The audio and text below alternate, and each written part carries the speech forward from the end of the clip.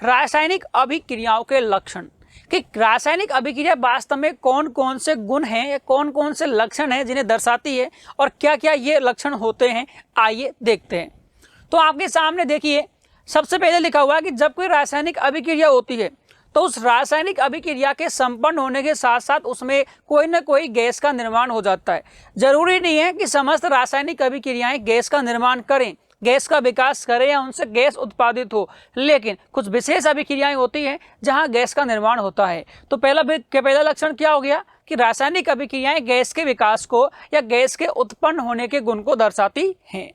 दूसरा बिंदु देखें, जब कोई भी रासायनिक अभिक्रिया होती है तो मान लीजिए वहां किसी अवक्षेप का गठन हो जाता है। जैसे मान लीजिए आप लोगों ने पानी के अंदर नमक घोल दिया और नमक घोलने के बाद जब मान लीजिए पानी के अंदर आपने कोई ऐसे क्रिस्टल्स का यूज कर किए जो उसके अंदर पूर्ण रूप से नहीं घुलता है। अब आप चाहते हो कि वो क्रिस्टल्स आपको मिल जाए, वो टुकड़े आपको मिल जाए जो भी पदार्थ के आपने डाले हैं। तो आप क्या करोगे, पानी को गर्म करोगे, अभिक्रिया होने लगेगी, पानी धीरे धीरे कहाँ जाएगा, वाष्प के अंदर बदल जाएगा और आपको वो क्रिस्टल्स जो आपने डाले थे वो अवक्षेप के रूप में मिल जाते हैं। तो क्या नाम आया, एक अवक्षेप का गठन हो जाता है। अवक्षेप मतलब किसी रासायनिक अभिक्रिया में ऐसे पदार्थ जो घुलनशील नहीं है, मतलब ऐसे पदार्थ जिनको आपने किसी पदार्थ के अंदर मिलाया लेकिन वो पूर्ण रूप से नहीं मिले, उन्हें कहा जाता है अवक्षेप। ये ध्यान रखना। आगे देखिए, रंग में बदलाव। काफी बार रासायनिक अभिक्रियाएं जब हम लोग करवाते हैं, आप लोग काफी ऐसे सीरियल्स भी आते हैं ना साइंस से रिलेटेड, तो वहां आप देखते हो कि अलग अलग साइंटिस्ट ऐसे गैसों का मिश्रण कर देते हैं, गैसों को आपस में मिलाते हैं तो वह अलग अलग कलर की क्या निकलती है, गैस आपको निकलती हुई दिखाई देगा, या उन पदार्थों का कलर, उन पदार्थों का रंग जो है वो बदल जाता है। तो इसको बोलते हैं रंग में बदलाव। क्या बोलते हैं, रंग में बदलाव।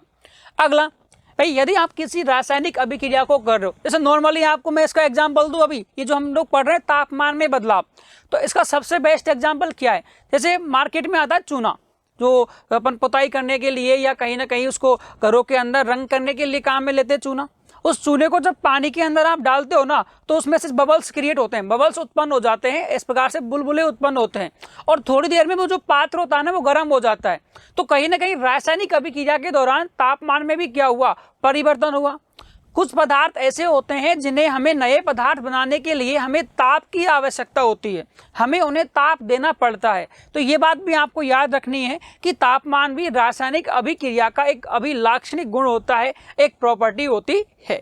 ठीक है, अगला बिंदु देखें, अवस्था में परिवर्तन। इसका सबसे सामान्य उदाहरण यदि आप देखोगे तो मान लीजिए आपके पास बर्फ है, आइस है, और जब आप बर्फ को बच्चों गर्म करोगे, जैसे मान लीजिए ये आपने बोला कि सर मेरे पास एक बर्फ का टुकड़ा है, मैंने कहा ठीक है, बर्फ जो होती है ये ठोस अवस्था में होती है, सॉलिड अवस्था में होती है। इसको आप जब गर्म करोगे, जब आप इसको हीट दोगे तो देखो तापमान भी आ गया।